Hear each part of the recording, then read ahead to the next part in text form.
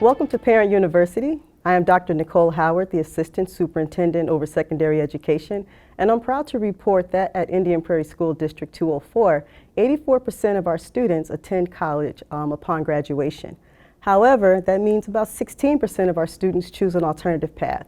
So this Parent University is dedicated to those alternative paths. I have with me a phenomenal panel of experts in this area, and I'm going to allow them to introduce themselves. Hello, my name is Tom Doherty. I've been in education for 28 years. I've started in Indian Prairie School District 204 in 2001 at Scullin Middle School. I had since moved to Neuqua Valley, and now I am a school counselor at Metea Valley since 2011 school year, which was the first year that we had seniors in our building. Hi, my name is Kim White, and I'm the Executive Director of the Career and Networking Center. It's a nonprofit organization located here in Naperville that helps individuals in career search. I've been doing this work since 2005, and it's a passion of mine to help people find their career path and move into new careers or try to decide what it is that they want to do. So glad to be here. Hi, I'm Dr. Benny White, Naperville City Council. I'm a councilman here in the city of Naperville. I'm also a 22-year Army veteran, and I've lived here for over 17 years, or in fact 18 years at this point. But I'm very happy to be here. Great, and we're happy to have you here. Between 2020 and 2030, the Bureau of Labor Statistics projects that about 60% of new jobs in the economy will be in occupations that don't require a college degree, whether it's 2-year or 4-year or a graduate degree. So in your experience, what are some alternative pathways to a successful career that do not involve a traditional college education? Tom, we'll start with you. I think that what I see coming out of our high schools are students who look into possibly the trades. They get involved with a union and start apprenticeships in the local area. They also look towards sometimes the military. Whether that is directly enlisting, looking at an academy, or perhaps going to college and the ROTC program. I also see students from our district getting into the workforce in different ways. Some of that could be directly to a corporation or a company. We're very blessed in this district to be in a corridor where there's lots of corporations, and I've visited many of these different corporations in the area, and there are opportunities for our students to start at a base level and receive training and with lots of upward mobility and benefits. Yeah, I like to add to that. I think there's a ton of different opportunities for kids to choose a different path. I think the trades are a great opportunity for students to learn a new craft, really make a career out of what it is that they may be choosing to do. I think some nowadays what I'm seeing are some kids that are graduating from high school may learn a trade so that they can save money if they do decide they want to go to a 4-year college or so. So I think having those different opportunities in the trades, whether you could be a plumber or a web developer or whatever that may be, there's so many opportunities there. So I think it's a great option. Yeah, and I would echo that. The trades are an awesome opportunity. And I don't think what a lot of the young people or students may not even realize is if you get into being a plumber, electrician, just from a financial standpoint, I mean, the salary level is so much higher than a college graduate coming fresh out of college. So financially, it's a very, great opportunity. Even on top of that, there's opportunities for individuals who go into the trades that after they go through that process and go through the apprenticeship program, as Tom mentioned, there's an association with College of DuPage where you can basically almost get your associate's degree based off of the experience and education you get from going through the apprenticeship programs. So those are something I think some of the students can check on, and parents as well.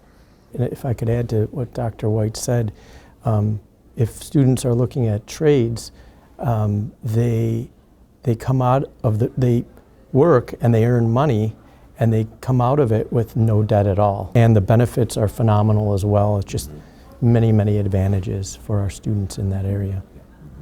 In my experience, some of the students will convey that when they're uncertain about their career path or they don't know what to do next, they're pretty certain about what college looks like. Like they understand the pathway to college because high schools emphasize college so much, right? They know what they need to do. I need to apply. I need to send in some documents and then I'll wait to see if I'm accepted. But it's not necessarily that simple, I think, for students when it comes to some of the alternative pathways. So what resources and supports are available for individuals interested in exploring alternative pathways, especially right out of high school? There are some great resources in our community. First of all, we have a lot of amazing unions in town where, you know, they will meet with students and share opportunities that students can, how students can get involved. The way to do it just as it relates, you know, if you're going to college, it's the same thing. You're networking, you're meeting people, you're applying for these jobs, and it's really no different. And so, and one other thing I just want to really emphasize here is, I think oftentimes, and while I understand that schools do this, and I think it's important because college is obviously a great option, there really needs to be an emphasis and on the trades and how important that they are as well. And so that students don't feel like there's some sort of a, you know, college is the one and only path that people are really focusing on, when trades are really a great option. And it just may be where someone's passion is. And so we really need to make sure that we are making that more inclusive for students. Yeah, you just even add to that. I mean, I think sometimes as parents, we may sometimes be guilty of defining what success should look like for our students. So, and college is a great option, but as you said at the opening, it's not the only option. So I think it's important to let kids explore all the different options and decide what's best for them. And if it's the trades, if it's college, if it's going into the military, then I think as long as they've explored those and looked into them, they can make the best decision for themselves. Dr. White, that's a perfect segue into my next question, which is for you, Tom. And this is related to the type of guidance that students receive regarding the best pathway for them to their career. What does that look like? Well, at Metea Valley, we have a program called Fresh Connect, where our students this year in the fall got into, our district has a program called School Links on the computer, where it has its career resources, college resources, different things of that sort. And all freshmen are in Fresh Connect during our Mustang 30 period. And the students went through some interest inventories. And then we use those interest inventories, the students use the interest inventories to talk about activities actually that they can get involved with at our school, which also leads down the line knowing more about themselves early on at our school. They can make wise course selections in the different areas that come up. Then sophomore year at our school, our English teachers do a career resource unit. So students will do research on different careers and study the careers, maybe talk to some individuals who have been in those careers to find out more about what it is they do and do a little exploration. One other thing, there's many things I'd like to add, but I'll just say one other thing is that we also offer at Metea ASVAB test, which many people associate with the military, which is true, but it's more than just that. The ASVAB test is a test where students can take it and find out about their different strengths and areas that might work for them. And it comes with a follow-up session where the students can come with their results and hear about them. So definitely for students looking into the military, they should take that, but it's open to all students and it's a great tool that's free from our federal government. Tom, you just set us up nicely for the next question. I feel like this is fixed, but it's really not. So Dr. White, this is for you, because there's a lot of misconception from our students about the military, and you've had a very successful military career. And our students will often say, oh, that's combat. And they'll walk right past the recruiter, right? Unless they're on the wrestling team, then they're like, look at how many chin-ups I can do. So Talk a little bit about what that looks like in the military if a student is interested in a career in the military or maybe as a pathway to a career. Yeah, and, you know, I'll say, first of all, when we're talking about our military, our number one mission is the defense of our country. So I'll never promise anyone, "Hell, you'll never go have to see combat." But that's not to scare anyone, but do understand that is our primary mission. But when you look at what the military offers, and there's so many things. And let's take, for example, when we deployed to Iraq after 9/11. Yes, we sent combat forces over, but think about all the things that takes place in order to make that work. There's so much stuff. Yes, we have the baddest military that, quite frankly, that's ever been on the planet. It can do the best planes and ships and all those different things. But think about all of the resources that are required to maintain those types of things. We need folks who go over that when you're putting things on planes, when you're putting things on ships. That's a skill set in itself. To be a stevedore, I think they call it, when you're looking at going with a ship and loading it and doing those types of things. Once we get over there, the logistics piece of all of this is absolutely amazing. For our military to have 500,000 men and women on the ground in about a month with all of the support equipment with them there's no other country in the world that can do that. And it may not seem like the sexy thing to do, but it's so vital. For every person that is fighting out on the front line, there's approximately 7 other individuals behind the scenes that are supporting to make sure that person has the logistical support. We're talking about food. We're not only that, there's engineering opportunities. In Iraq, we were building schools. We were out doing plumbing. There were communities that never had running water. And when we got there, our engineers were able to make that happen. Of course, we were seeing action over there, but our soldiers had the medical support over there. Just having the dental support, having someone to run an x-ray on an individual who may have broke a bone or something along those lines. Those are all military occupational skills that students can have. The ability to work on a vehicle with the construction, not construction, but the mechanical things that would be required. Think about that skill set carrying over into the civilian side. Cybersecurity is big now. Military is big onto that. So that skill set is huge. It goes on and on and on.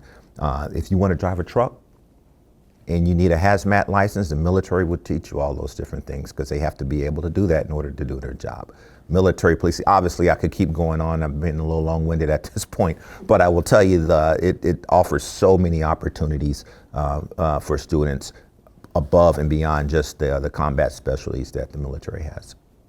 Thank you for that. And it's something students can do right away. They Absolutely, can, leave and absolutely. go into it. And so, Kim, for students who are interested in a different path, I think sometimes they may think of a career center or a space like, oh, that's for older people, that's not really for me.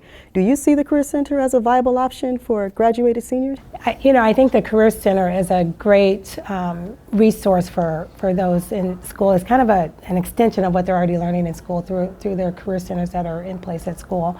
But I think it's good to put them in another environment, and they're meeting with different coaches, if you will, not necessarily, a counselor that they may see every day. I think, again, it's an extension of what they're already getting, but meeting with a different coach where we can help them with their resume. We can teach them how to best network. We can teach them how to go through a mock interview. We actually put them through mock interviews.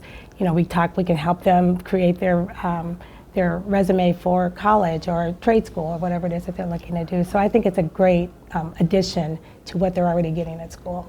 Sounds like it. So for students who are interested, do they go online to make an appointment? Do they make a phone call? They do. They can just go right onto our website, careernetworkingcenter.org, and then we can get them situated to meet with a coach. That's excellent. Okay, I want to take a moment and loop back to something that was mentioned earlier, and it was around the sentiment that sometimes we may overemphasize college for students or make them feel like that's the right path, and if you do anything else, that's not as good as going to college. And I know that's something that in the high school world we're trying to kind of reverse a little bit and let them know that there's a lot of viable options. to go to a career, not just college. So can you talk a little bit about any individuals that you're aware of who have successful careers that took an alternative route? Yeah, I mean, we have several individuals that come to our center now that we see that, don't have a college degree and they're looking to, do something different or grow within the career that they're in. Again, I think it's important that, especially when we're talking about in high school, that it's not, college is not meant for everyone. I can't imagine being that student in high school where everyone is always talking about college, and this person wants to go into a trade. And so I think the importance of emphasizing both our options and really understanding who, or what it is that student may want, I think is a really positive thing to do for students. I think at our school too, of course we do have to do some large group programming within our guidance department about college and searching colleges and applying and different things, because as Dr. Howard said at the beginning, we have a large percentage of students who are doing that. But we've really made an emphasis in a few ways at Metea to try to work with these students individually, and we invite them down. And I've had many conversations. In fact, on my desk I have a little guide to some of the apprenticeships, and we've talked through those, and it gives contacts, and it's a little more specialized work and individualized, where I've been on the phone with some of the unions and asking them when they're hiring and different things like that. And the other thing that we've really tried to do is in our College Career Center, look at the branding. Of course, we have our college pennants, but we also have on one wall a wall of information about the trades. And then on the other area, we have some bookcases with the military information. And as recently as earlier today, we had our Marines recruiter in there updating the information. So I think it's a little bit about trying to brand that and get the word out to our students too, and letting them know that their career choices are just as meaningful as somebody who would go the traditional route. Yeah, sure. I know I actually teach, now that I'm retired out of the Army, I teach junior ROTC down at Joliet West High School, and it's actually very encouraging, and it gives me a great sense of pride when I have students that come back and they had recently maybe enlisted into the military, and they want to come back and share their experiences, show up in uniform. Hey, Colonel, can I talk to, because I'm a retired Lieutenant Colonel, Colonel, can I talk to the students in a couple of the classes? And I will do everything I can to try to make that happen.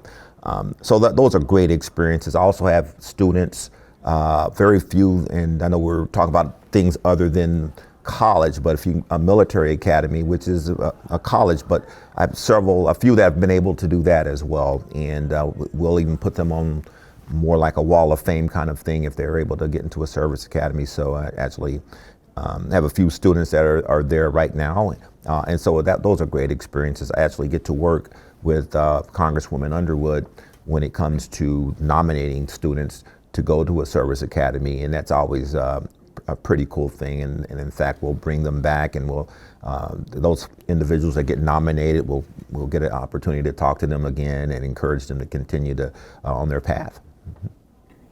So in your respective areas, what do you see are some of the common misconceptions students might have about alternative pathways, and how as a school district or a school system can we help address those? Tom, we'll start with you.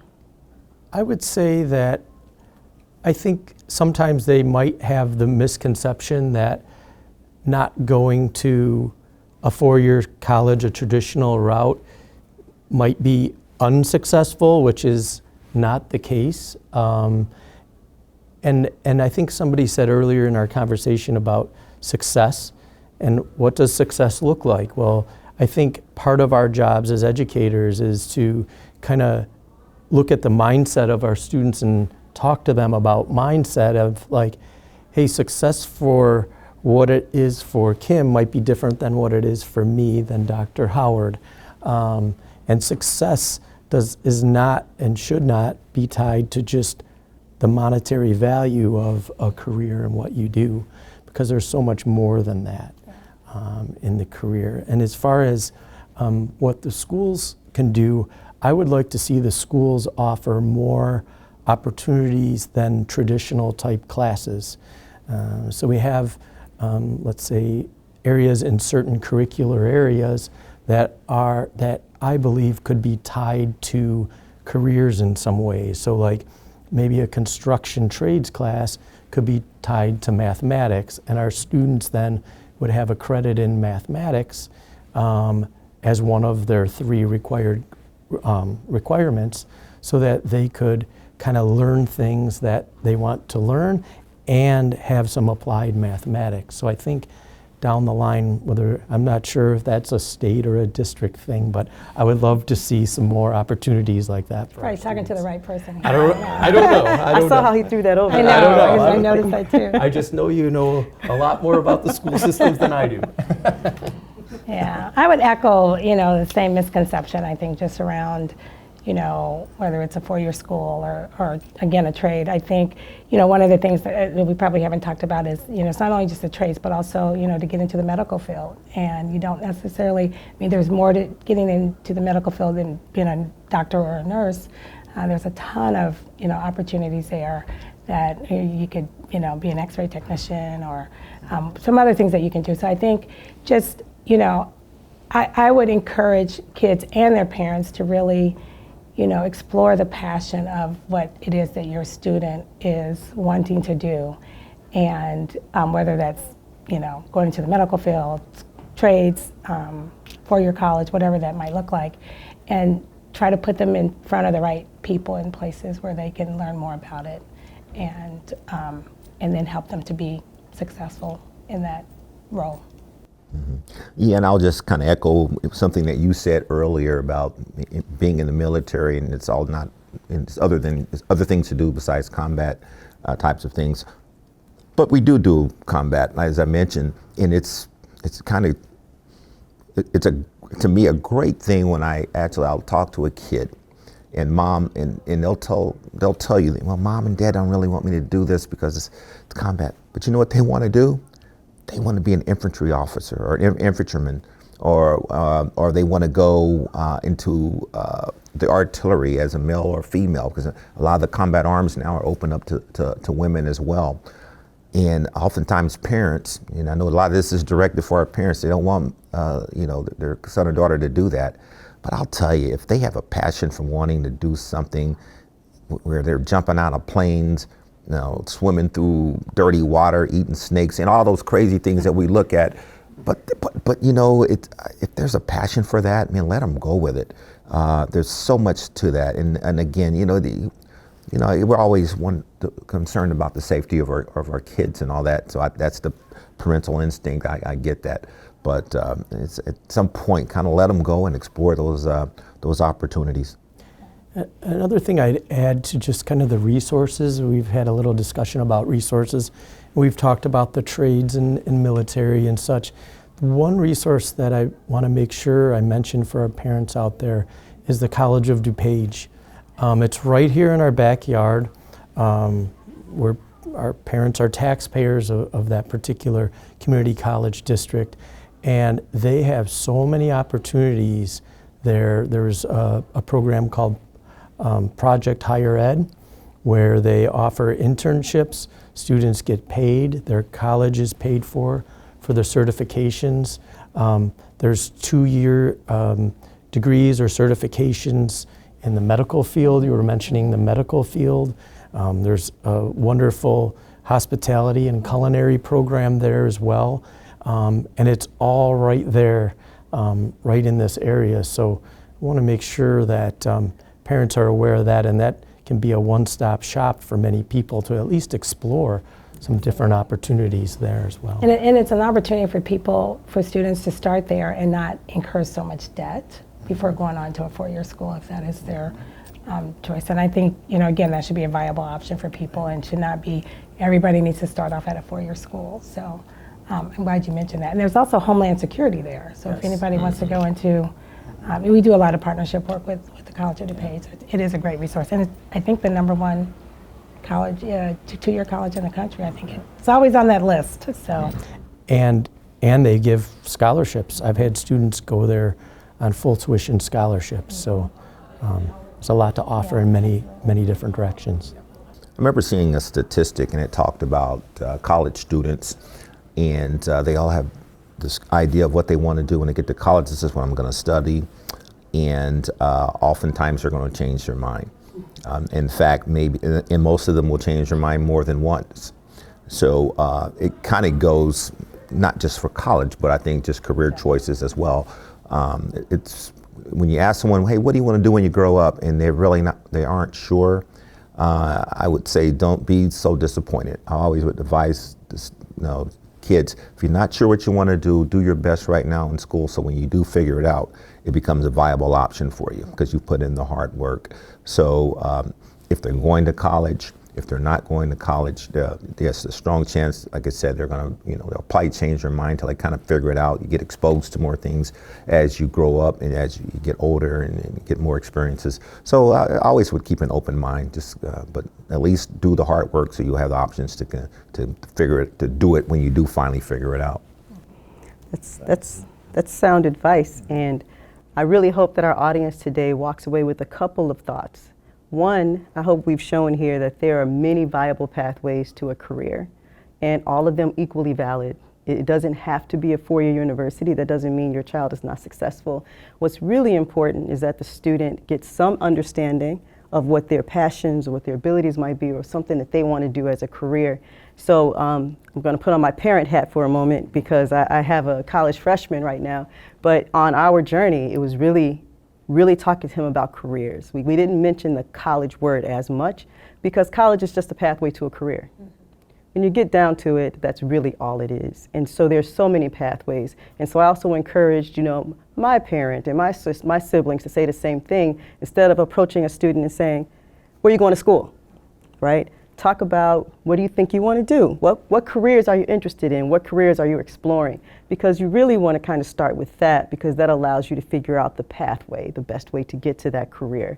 And it really helps. And then when a student does finally make a decision and realizes, oh, I want to be an engineer. That was my son's choice. Okay, you do need a degree for that. So now we're doing the college piece. But there was a time he was entertaining the Air Force. He had participated in Civil Air Patrol for a while, and he was getting into search and rescue, but then he decided he didn't want to do that, and he went another path. But I think Dr. White gave some great advice. Let your students really think about what they're passionate about, explore, and kind of support them in that. And as we close, I would love to hear what some of your advice for parents are who are helping their students on this journey. Well, we start with you, Dr. White.